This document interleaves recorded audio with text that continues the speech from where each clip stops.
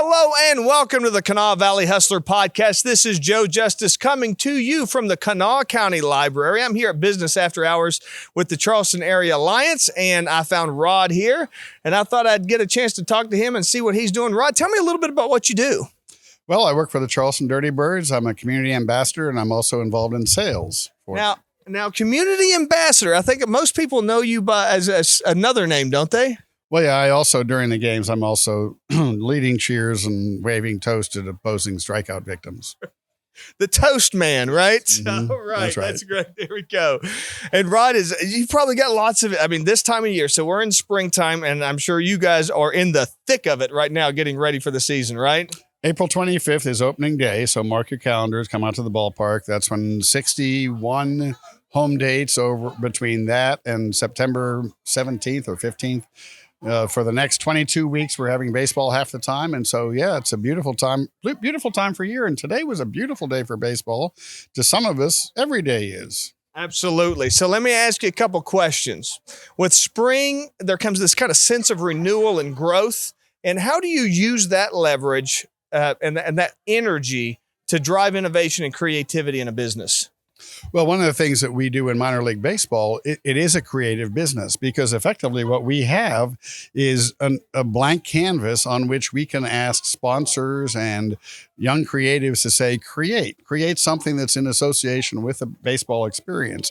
And as a result of that, we get to be innovative. We became innovative, well, starting in 2019, for instance, we were the first baseball team that had an African-American Heritage Night or a Pride Night, and the first sports organization to have a Pride Night ever in the history of West Virginia. So we innovate that way. We do things that we've seen other places and we bring them to Charleston so that our fans can experience that too. You talk about innovation. We'll talk about what happened in the winter when we had Light the Night. And Light the Night that was something like nobody around here had ever seen. We'd never seen it around here. It had been done in other places. And then we did it. We put our unique spin on it, our unique touch to it, and created something in Charleston that hadn't been done before.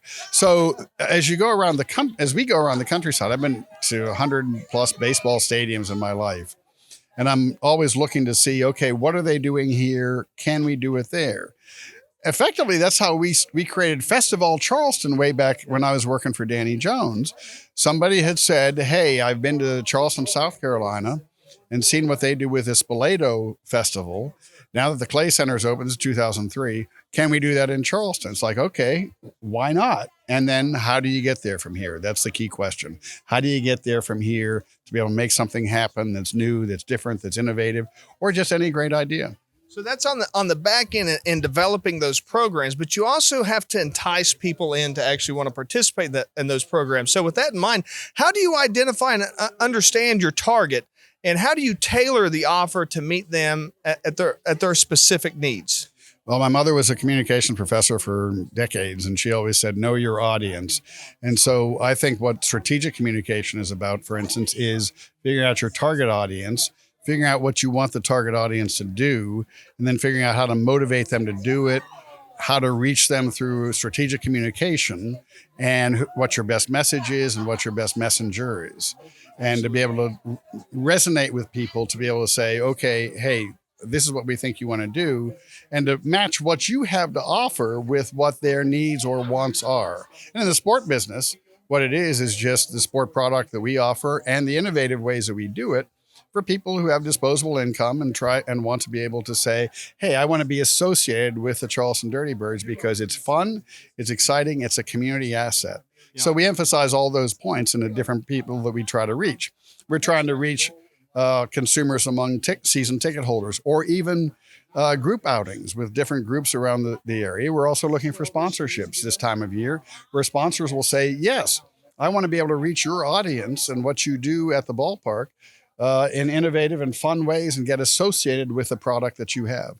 So right along those same lines, right along what we're talking about there, can you describe a little bit the importance of meeting your prospects where they are in their journey, and specifically how do you work with them in a diverse and evolving market like the greater Kanawha Valley?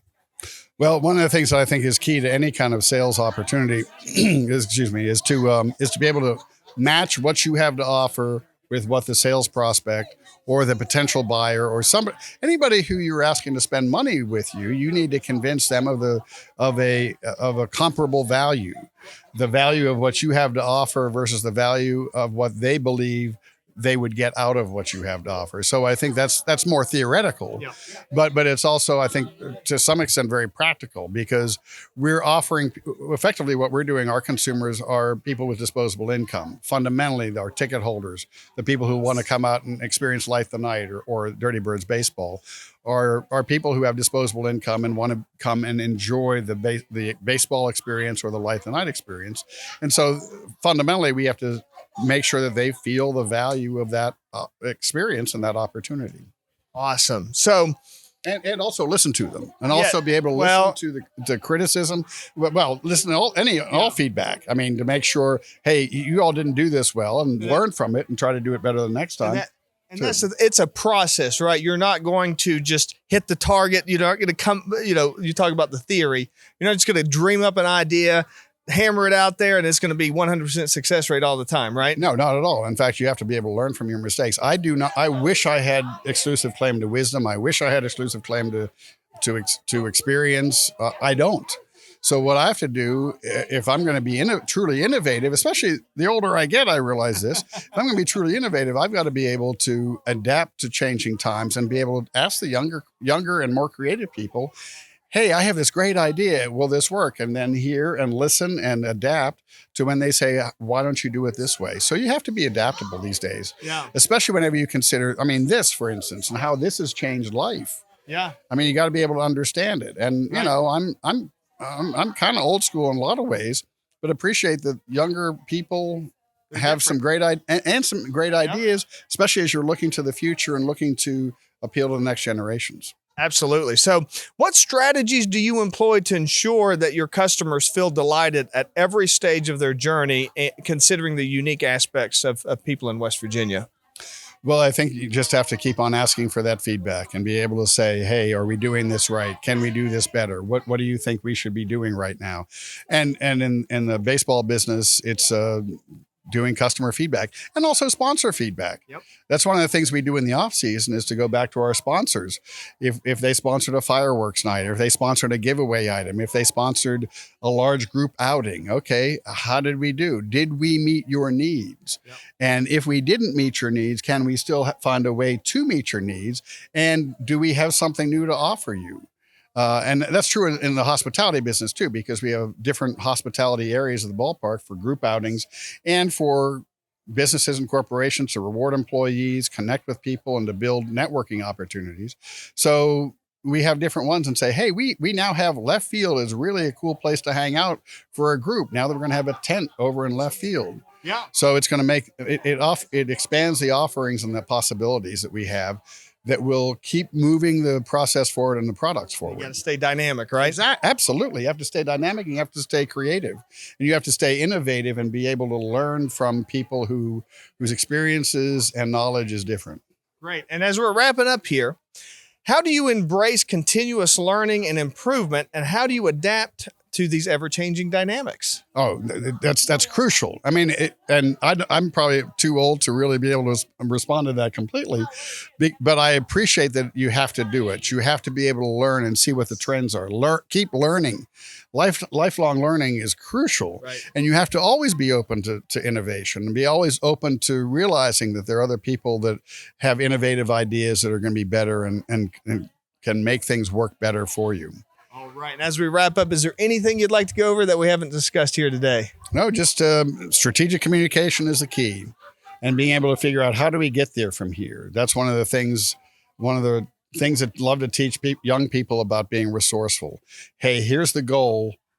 Okay, here's where we are. Here's the goal. Now, how do we get there from here? What's in the way, and how do we work around it? I think can't always draw a map, but you can work it through, right? And that's also a dynamic process. How do I get there from here? How do I get to that really big night at the ballpark? Well, there are a lot of steps along the way, but it's A to B. I want to get to B. Here's where I am at A. How do I get to B from here? And then what are the little A's to B along the way? Right. Thank you so much. And thank you for listening. I want to remind you, this is Joe Justice, the Kanawha Valley Hustler, reminding everyone to hustle hard, hustle smart, hustle with a smile.